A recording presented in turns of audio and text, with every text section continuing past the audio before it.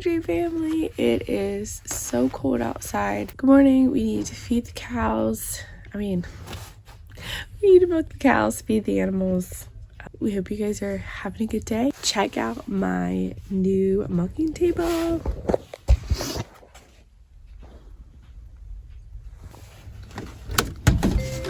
What's the matter, Simba? I hear you crying.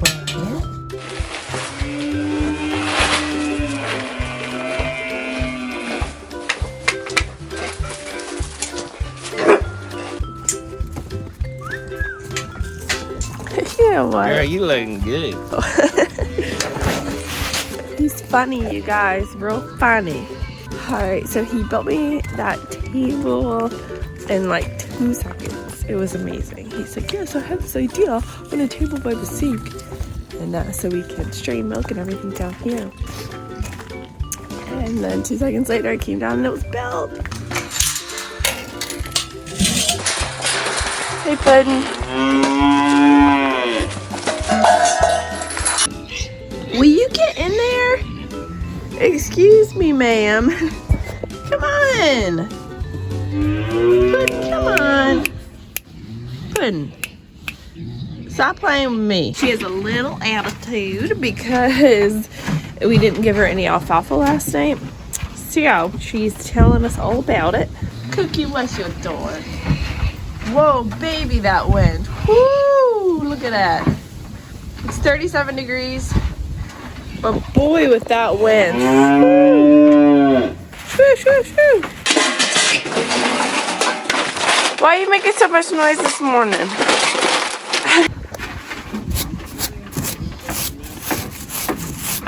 What? What'd you say? No, so when you're milking a cow, the first thing you do is brush off any big debris like hay or anything. So that's what we're doing now. Today, we really need to get our garden plants, medicinal garden, regular garden plants down. A little bit behind because of being sick.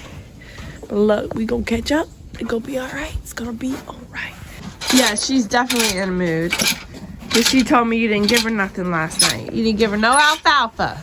But she's probably getting ready to go in heat too. Come on. There you go.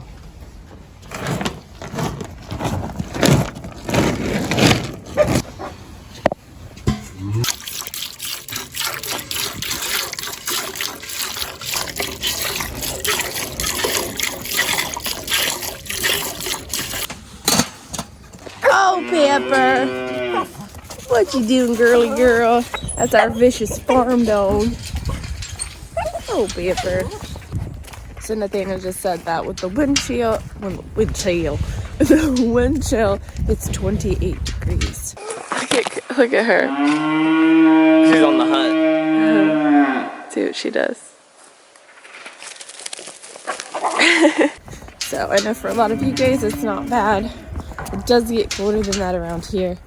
But the weather's been so weird that it feels very, very cold. Because it's, been oddly warmer than it should be. It is like 64 degrees outside. It's absolutely amazing. So we promised you guys that we would take you along the way with building our medicinal garden. So the first thing we have to do before we can even start seeds is we have to plan and see what seeds start where. So I'm taking you on my planning with me. As you can see, winter always makes things super yucky, right? So this is our green stock where we grow a lot of just our regular herbs that have medicinal value. This over here is like our little greenhouse that Nathaniel built. If you want to see, it just fits perfectly on our little deck. If you want to see that, I can link that in the description, that build. But just something really simple. But you can't use that greenhouse until it warms up some. Now today's 64, so we could be using it, but we're not even into mid-February. We have to be careful starting seeds. We don't have a fancy setup. We don't have professional lights and all those types of things. So when I'm looking at building a garden, transplanting or doing starting seeds, transplanting starters, all of those things, I'm looking at a very basic level. So we are not fancy here. It's very like minimal what we have with our resources. It's okay. In our medicinal video, I can link that below as well, where we go over everything we're going to be growing in our medicinal garden. I personally don't like sifting through the internet. It can get overwhelming. I like to have a book that I can constantly go back to. This is one of them, the New Seed Starters Handbook. This is great for like your normal vegetable garden, flowers, even herbs are in here as well. But I have my agenda book here. And if you know me in real life, you know I love my agenda book. So what I do is you go straight to Google and you say, what is my last frost date? Now, all of it is approximate. They're not God, they don't know for sure, but you kind of get an idea of your area.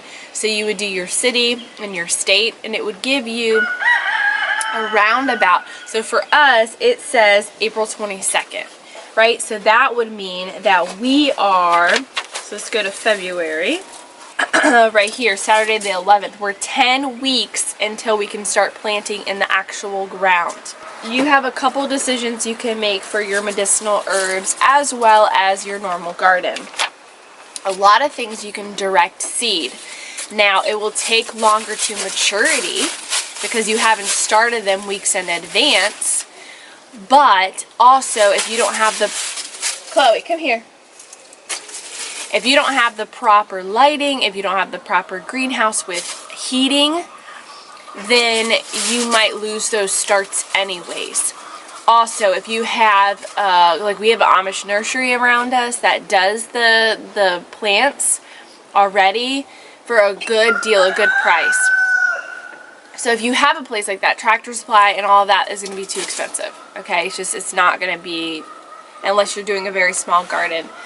So I recommend direct seeding what you can direct seed, and then getting transplants of the ones that you can, that you can't direct seed if you do not have proper lighting in greenhouses. Getting into the medicinal garden, a lot of your medicinal gardens, just like your normal herbs that you have, look at this, this is still growing over here. A lot of that is direct seeding, okay? Just like that, a lot of your medicinal herbs are too. So I went through each one. So for the yarrow, you directly seed it.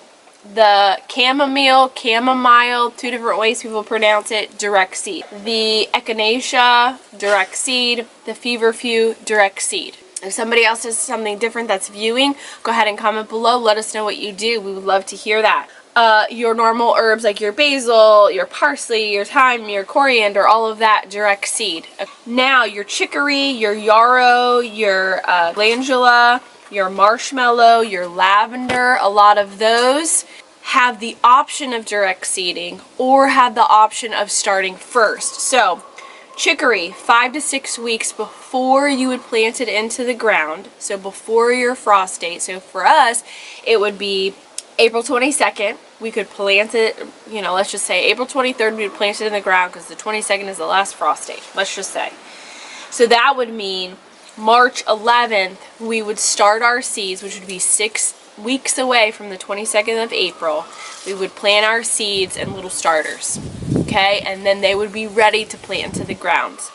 The purpose of that is so when you actually plant it into the ground, it's already 6 weeks of maturity or 5 weeks of maturity. So the next one would be yarrow, and it says that you can direct seed or you can start the seeds 6 to 8 weeks in advance. Okay, so one says 5 to 6 weeks of the chicory, and then the yarrow is 6 to 8 weeks. So what I do when I do start seeds, for the ones that I do definitely have to start seeds, what I do is at night I bring them inside, and then during the day as it starts to warm up, I bring them back outside into something like this, or you can get the trays that have the little greenhouse built over it.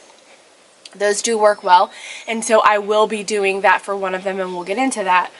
But instead of, because a lot of times it helps if you do start all the seeds in one day. So I would pick kind of a median week. So it looks like what we have in common here is a 5 to 6 weeks, 6 to 8 weeks. I would pick the 6 week, and I would start as many seeds as I can during that time. So everything's kind of on that same time frame. The calendula, 7 weeks, or directly seed.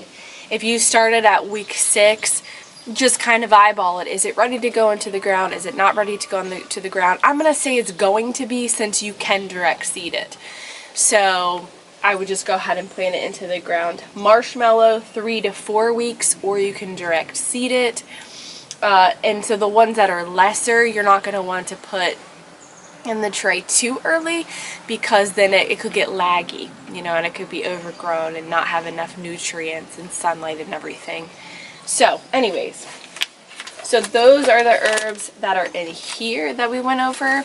So I am going to just go ahead and direct seed all of them except for the lavender. The lavender, the cool thing about that is getting a cold start.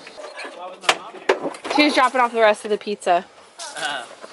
That wood looks good. Yeah. I know it's red, but we could probably power wash it or whatever. Yeah. Mom, I was keeping the toy. Oh, you were? I spent $100 on gas. No way. Between filling this up for Dad and those kids. Wow. Lovely.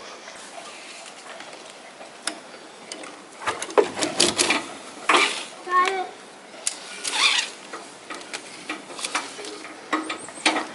So some of this wood, someone was getting rid of, so we are going to be using it, some of it, to start our medicinal garden, and we could even like paint it white. Okay, so lavender needs a cold start, so that means you put it in the refrigerator first, or you have some sort of cold temperature. So for like 3 to 6 weeks, you would keep it in the refrigerator, but it also needs light. So what I'm gonna do is, since it's still winter and cold, during the day I'll have it out here, and at night I will move it inside in the refrigerator and just kind of rotate it like that. You know what? What you doing out here? Stop! Y'all, he climbed that. It's super high. Are you okay? He's crazy. I'm going to direct seed majority of our things that I can. Lavender takes a really long time to germinate. It takes like 2 to 3 weeks to germinate. So that is one that you're definitely going to want to start the way that it's supposed to. But you do have the option to direct seed it for sure. But yes, don't make things difficult on yourself, even if you're not harvesting your flowers, your leaves, your roots, or whatever until later on. It's okay.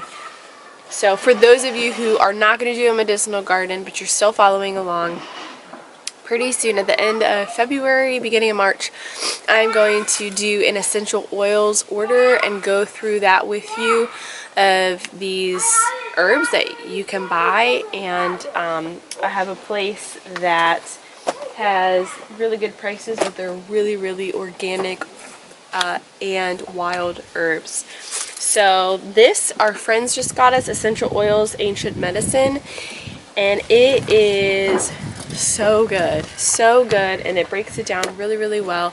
And so for those of you who can't grow it, and do make your own like tinctures and salves and stuff, it's okay. There's other options, and so we're going to go through that with you. But I think it's important to have your own pharmacy in your house. You see Mr. Mechanic over there? Whoa, good job. So you burned yourself? What happened? Well, me man, make fire. I got the fire going, and of course we throw a lot of like the hay bale twine in there. Yeah. And we'll burn it, and it's a good fire starter. Well, I guess a piece caught on fire and then fell down on the ground, and I didn't know it fell on the ground. So I was reaching up like this to scoop it all, and when I did, it like whipped up and caught me. Oh my. And then it burned me. Oh, but you got the burn salve on there. It is right now. I mean, it burns when you put it on, doesn't it? Not really. Okay, well that means it shows how bad it is. Well, it doesn't really hurt. But it was clean, but now it's dirty because I just unloaded the trailer. So. Oh boy. Okay, well when you come in, I'm gonna doctor that up.